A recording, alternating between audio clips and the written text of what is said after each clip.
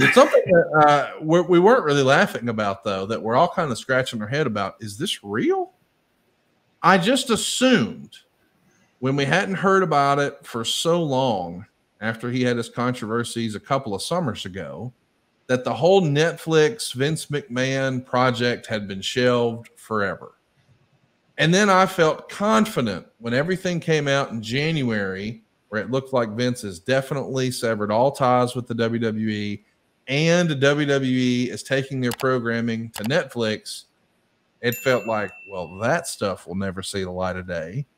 I think once upon a time, I was under the impression it was going to be 10 episodes. There is a report out right now that says there's actually going to be 6 episodes, but we are less than a month away from that being released. It's a brand new docuseries on Netflix. They're going to be 6 episodes. They're 1 hour long. And I don't think we should just watch this from the sidelines, Eric. I think you and I should jump on live and do a recap at 83weeks.com following each and every episode. The Mastermind, the Madman, the Netflix documentary series on Mr. McMahon. I'm pumped for this. I might be looking forward to this more than anything else in wrestling right now, Eric. What say you? Pretty incredible, right? I remember when this project, this is an older project. This has been around for a while now.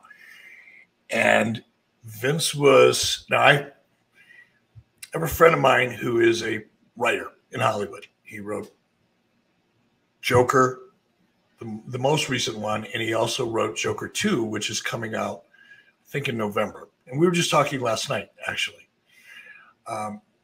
Scott's very, very tuned in to everything that's going on at some of the highest levels in Hollywood in terms of things that are being developed and people that are developing them. And we were talking about this and how shocked we both are. Now, I've heard some stories through my friend Scott, where, because he knows a lot of these people, he knows other producers, he knows other writers, he's familiar with them. There's a small circle of people at that level. And evidently, there were a couple people that Vince was interviewing to tell his story. This was Vince's idea originally. And some of the stories that I've heard that Vince would tell the writers that he wanted included in this documentary that was being discussed several years ago now were off the charts. Like, why would you volunteer that kind of information? Personal family stuff. Like questionable personal family stuff. But Vince was like, nope, put it all out there, pal. Put it all out there. And these writers were actually uncomfortable. Yes. Now, usually it's the other way around. Usually it's the writers and the producers that want to get inside your head. And what were you thinking at this point? You know, I mean, they want you to spill your freaking guts, because the more guts you spill, the more movie they can make, or documentary they can make. And these writers and producers were actually shocked that Vince even wanted to have that conversation. So it'll be interesting to see how far.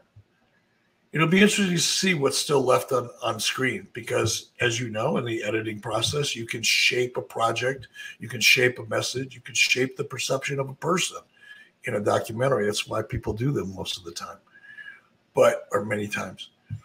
But in this case, it's going to be really interesting because Netflix has WWE.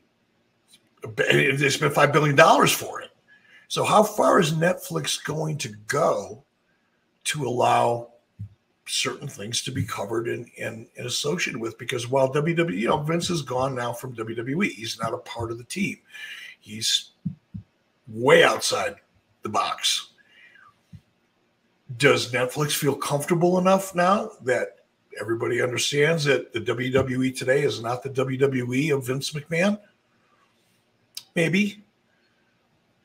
I do believe, I've been led to believe, I should say, by people that I have confidence in, that WWE had no creative control over this. Even in the very beginning, Vince had no creative control. Most good documentary people will not give up creative control. Most good producers don't give up creative control. unscripted. But it'll be really interesting, and it'll be fascinating to see how Vince is going to be portrayed in this, and how WWE is portrayed in this. And I think we should, at the end of every episode, I don't care if they drop all 6 at once, let's review each episode, whether they happen once a week or they dump them all down. Let's review each one, and 6 days in a row, let's cover this, or 6 weeks in a row, whatever the case may be. That's what's going to happen. To be clear, Eric and I will be live, and we don't know exactly what time of day this will be posted or anything like that. So just go ahead and get ahead of this and go hit the subscribe button, turn on the notifications bell. If they post all 6 the very first day, well, that night we're going to be live, and we'll go live for the following 5 nights. We're going to cover all 6 episodes, 1 episode at a time. We're not going to binge 6 and then try to recap it. We're going to break them down individually. And then maybe at the end, we'll bring some other folks on and discuss it. But some new details that have come out are WWE doesn't even have a production credit in this. I know there's been a version of this floating around for a while. I wouldn't say floating, but I do know that they've had a version of this prepared for a while. And the word I hear is it is not favorable or flattering to Vince McMahon in the least. So I think this will be the most talked about thing that's happened in wrestling in the entire year of 2024. I don't know another way to say that, because they're pulling from over 200 hours of interviews with Vince and his family and other people who work in the wrestling business, and of course, all the talking heads. But the folks who put together Tiger King, Chris Smith, he's involved, as well as Bill Simmons, who we've all seen his work from 30 for 30. This is going to be the talk of the wrestling industry. And I do wonder, how, if anything, WWE will continue to separate themselves from Vince. I mean, we know at this point he is on the outside looking in, but you got to assume for this to be on the Netflix platform, they're not necessarily going to be going after WWE as much as they are Vince. I don't know what has changed or if anything changed at all, but I'm fascinated by this. I can't wait to see it. We're going to have 6 hours of Vince McMahon's story. And before it even airs, I wonder, do you think Vince will work on some sort of a response? I mean, he's got obviously all the resources in the world. If he wanted to put out his own documentary to sort of counteract or counterbalance some of the things that are said. And we've seen that happen in recent years, where a documentary comes out or a story comes out, and then the subject says, well, here's the rest of that story. Here's things from my perspective. Do you think Vince will try to control the narrative? I mean, we know that's what he did in WWE, but he obviously doesn't have any influence over what's posted here and what Netflix is doing and what they're posting. He doesn't have any editorial control, creative controls, the term we would use in wrestling. Do you think we'll see Vince formulate a response, Harry? I can't imagine he would under the circumstances. And if he does, it'll be quite some time before he does. Keep in mind, he's still under investigation by the federal government, SEC, Securities and Exchange Commission, related to the current lawsuit in issue with Janelle Grant. For that reason alone, I think he's going to have to keep his mouth shut under advice of attorneys. I don't see that playing itself out for the next 6 months or a year, maybe longer. So if he does have a response, it's going to be quite some time before we hear it. And again, going back to the beginning of this project, it was Vince's idea. It was Vince's idea to talk about all the things that we're going to see in this documentary. I don't think we're gonna hear from Vince. I really don't. It's not a matter of money. It's a matter of